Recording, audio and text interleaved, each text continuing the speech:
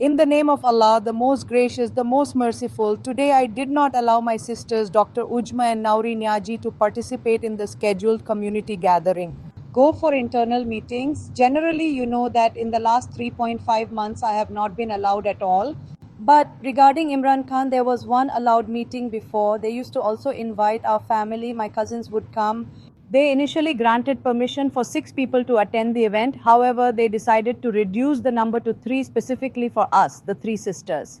Subsequently, they also brought an end to that arrangement, limiting their interactions solely to 2 sisters. And as of today, they have completely ceased all meetings with the family of Imran Khan. Meetings have been discontinued.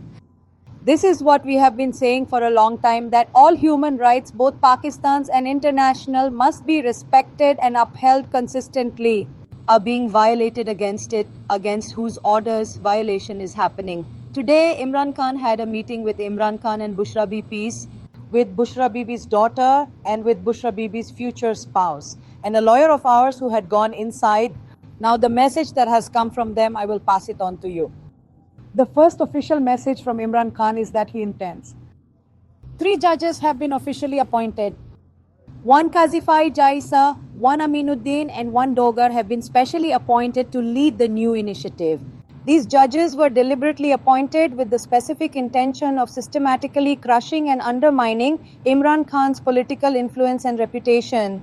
Initially, they made the decision to end the party entirely, took away the party symbols, and made concerted efforts to completely crush the party's activities and overall influence within the community.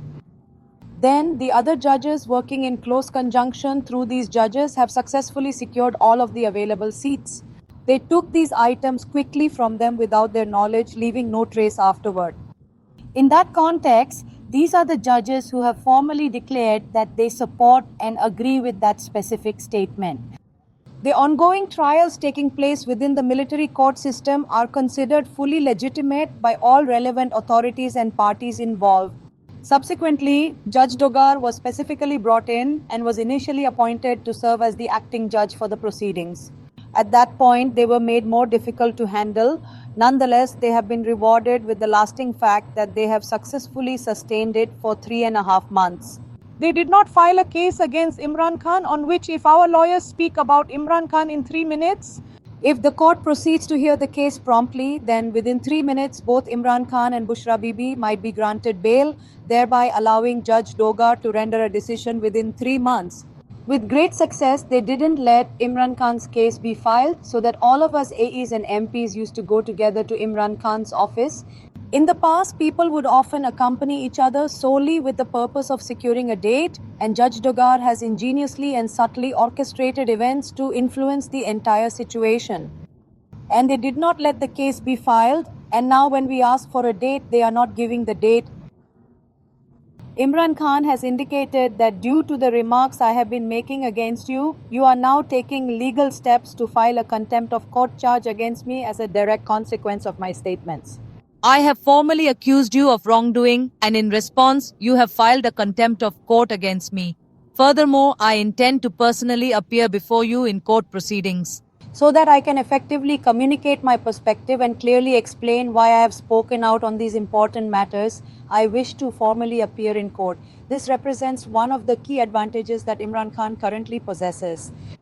They sent a message first, then they followed up with a second message too. Please make sure to remember Pakistan's current economic conditions accurately today. They thoughtfully deliberated and chose a fitting name for it, and then proceeded to inform the public by saying, I had already mentioned this important issue when I was serving as the Prime Minister. So the agencies informed me that these are all thieves. Today, the very same individuals have strategically established our various agencies specifically designed to combat and prevent the activities of thieves. And with respect to Pakistan, they inquired, could you explain what exactly a dacoit was? They formally named it the Dacoit Dufar Alliance and stated that this particular type of alliance truly embodies the collaborative spirit and mutual objectives they intend to diligently pursue in their future endeavors. Please take a moment to look as it's currently in Nigeria. They certainly chose to give Nigeria as an illustrative example because Nigeria is currently recognized as the 5th largest oil producer in the entire global oil market today. Despite the fact that they produce vast amounts of oil and thus should be considered a very rich and prosperous country, nevertheless, there is still considerable poverty present there. So, this doesn't mean that if you have resources, you will progress. You need to effectively manage and utilize them consistently to achieve your desired outcomes.